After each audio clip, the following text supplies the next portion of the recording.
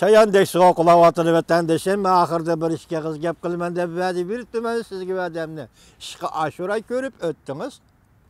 Soda meselesi boyunca Prezident Trump bilen Reis Xi Jinping Argentina'da uçuruşamdı. Söhbət ötküzemdi. En ahırkı dikkat kıldınız mı? Taxı toluk mazmun emas. O fakat mazmunlarının ayrım kısmı buluşu mümkün. Bunun için tişki tanıştık sahası sizge sözlep verdim. Mülkçülük. Hukukunu özgertiş. Eğer gap. İkincisi Google ve YouTube kampanyaları Cungo'nun bazarına kiriş gerek. Eğer gap. Muşu meselelerde Cungo yol koymaydı deydi. Yol koymuzu vaxt söhbət buzulandı. Söhbət buzulğandan keyin Amerika Qoşmuş Ştatları hökuməti bu söhbətin buzuluşı qandaq muamele qıldı. Bunun özü bir gap. Lekin yaqında to'g'ri betida ayrım bir ahvol o'ttirg'i chiqyapti. Trump efendi nima kechiringlar. Turan efendi bizden Turan efendi dikkat kılın bununla. Siz ötkende Xiyobonning altı büyük siyaseti nemi deb sol qo'ygandingiz. Xudo urlashtirgandek endi bu navbatda mush to'g'ri so'zlaydigan bo'lib qoldik.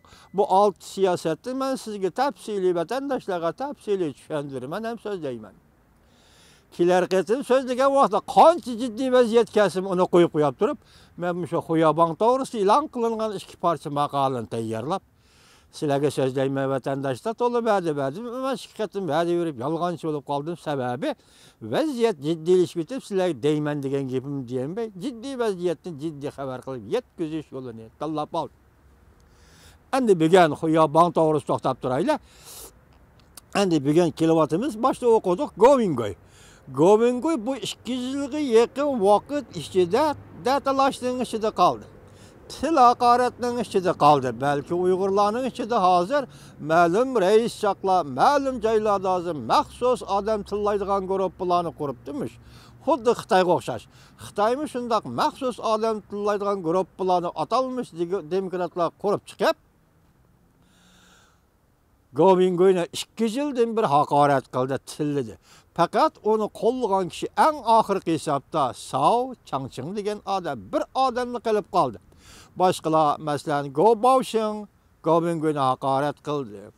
Hatta Chimpokumo Govingoy bilan azarlashdi. Hatta Shitamo Govingoy bilan azarlashdi. Hatta Aynak televiziyasining boshlig'i Hepin ham Govingoy bilan azarlashdi. Qin Xiaoping qandoq onu bilmayman. Qin Xiaoping bu Aynak televiziyasining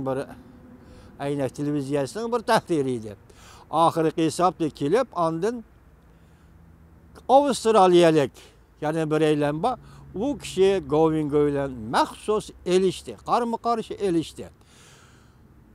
Bu odamning elishishiga Sao Changching degan o'ttirg'i chiqib, qattiq raddiya berdi. Sao Changching Govingoyning nomida uning bilan elishdi.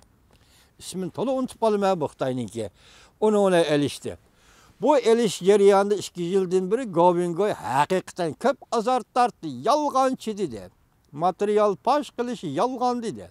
Hatta u topgan dollar va xalq puli boyligi degan so'z Xitoyning amaldorlari bilan birlashib topgan pul dedi.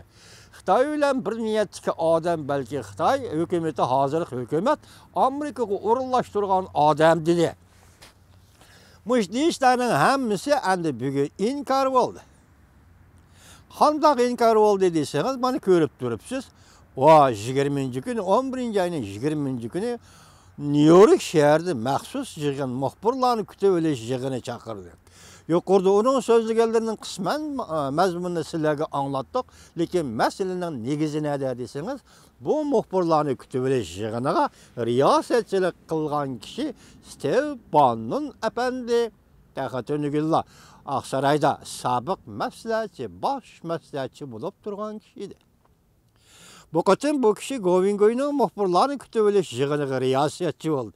Riyosatchi bo'lganning ustida shu Xitoy demokratlar deganlar qandoq buni qarishtirgan va qandoq buni haqorat qilgan bo'lsa, ularni eg'izga olmay turibdi dediki, Govingoyning 2 yildan beriki material pash qilishi va pash qilgan materialning hammasi to'g'ri dedi. Bu qatim Govingoy sani chiqib nutq so'zlagan vaqtida birinchi bo'lib demasam, ikkinchi, uchinchi jumlasida Uyg'uristonda mustamlika Uyg'uristonda qo'lga olingan, nazarband qilingan 1 million Uyg'urning ahvoli to'g'risida to'xtaldi. O 2017 yıl 9. ayın 2. günü Govingoy Uyguristan diyanı müstemlik Uyguristan'da Mingjanjo Joyinkan Katarlıkla ekibidikile 500'den artık Uygur'unu tirik kömdü dep dokulat kılgan Govingoy idi. Bugün endi Stevban'ın sabık məsləhətçisi Aksaray'ın Stevban'ın Govingoy'un sözlügen sözlerinin hemmisi toğra dediği mukumlaştı.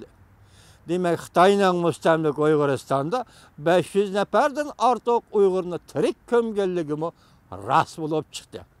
Endilikti gap. 30. günü iki devlet rehberi Prezident Trump bilen Reis Xi Jinping Argentina'da uçuruşudu. Del müşündak vakti Govingoy'un bu kıyafetli siyasi sahneye çıkışı emez. Belki bu kıyafetli materyal kılıç sahneye çıkışı oxşaş yani siyasi sahneye çıkışı ile beraber bulunduğun bolsa bu kadar Govingoy aklandı. Bu yalgancı emez. Rast sözleydiği adam bu çıktı. Endi bunun bu kadar muhbirlarını kütübeleşişinde sözlügenleri Cungo cemiyeti kandak tesir görürsüdü. Yani Caoyan dediğin bir Xitay var, demokrat Xitay var. O dedi ki Govingoy dedi, muşun otuk sözleş doğrusu da. Bu Sao Changcheng, yapmet tesken Xitay'nın ismi. Din kasılı Govingoy'u kollaydığı adam dedi ki Govingoy Amerika'nı özgertmekte. Govingoy Cungo'nu özgertmekte.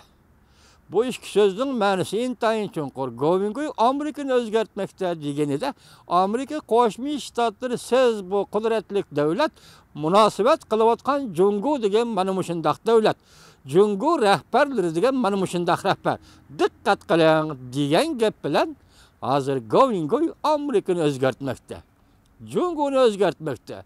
Jungo rehberleri deb atalgan rehberlerinin Govingoy'un ağzı devlet oğruları işkelliği makamlaştı.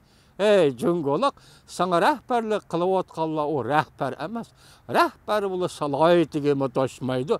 Ula kazzap, ula yalgancı, ula haramzade, ula koymiçi, jigip etkandı devlet oğruları Jungo'ga rehberlik kılavatıdı. Diyen xulasını çıkardı Govingoy. Endi yana qaytib keleylik. Ahiri bu qatanqı söhbetni hazır 11. ayının 30. günü Argentina'da ötküzüldüğün iki devlet söhbetini, devlet başları söhbetini tor betidi şundaq deyişdi ki keskin iki devlet menfaati nokta nazarda bu söhbet keskin söhbet oldu. İkinci ciddi söhbet oldu. Yani vakit takazzalığını etkanda bu söhbet ciddi söhbet oldu. İnsanlarda bak ki ben sizlerge leksiya qilib sözlügen edim. Ötken yılın 11. ayının 30. günü de Amerika Qo'shma Shtatları Savdo Ministerligining Ma'mur Ministri Malpass, David Malpass, Jungo bozor egiligi iqtisodiga o'tgan davlat emas degan edi. Endi bugun 11. ayının 30. günü de bir yıl o'tgandan keyin Prezident Trump bu qatim Argentina'da Jungo'luk efendiler məqsidiniz demeydi, halınız qandaq deyişi mümkün.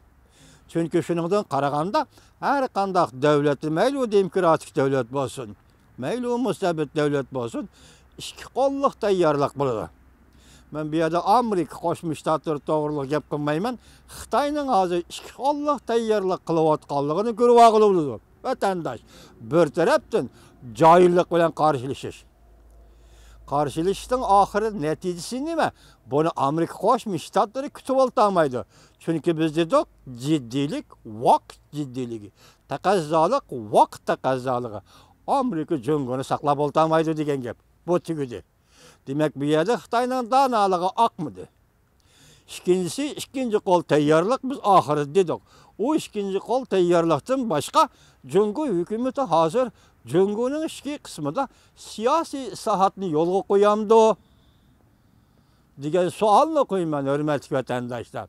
Agar siyosiy sahatni yo'lga qo'ymasa, Jungo tarixidagi ikki mo'tadil odam deyilgan odamlar, biri Zhao Ziyang, biri Hu Yaobang.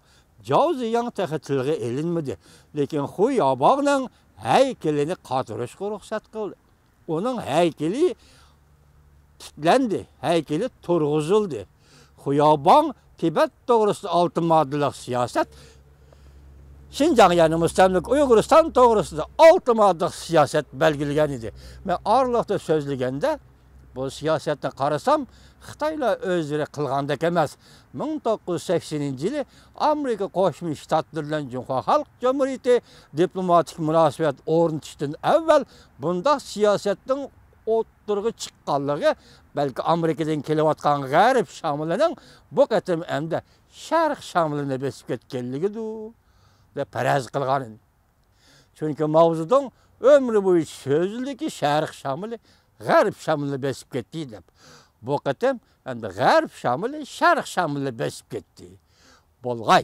Shundaq bo'lganda Jungo ikki qo'lliq tayyorlik qilishi va Jungoning ichki qismida istihat, iqtisodiy istihatdan boshqa siyosiy istihat elib baramdi yo'q. Masalaning tuguni mana shu yerda. Qolgan leksiyaning kelar hafta so'zlaylar, kelar qatim so'zlaylar vatandosh. Hozir zahar deb chayandek so'qiladi. Kechiringlar.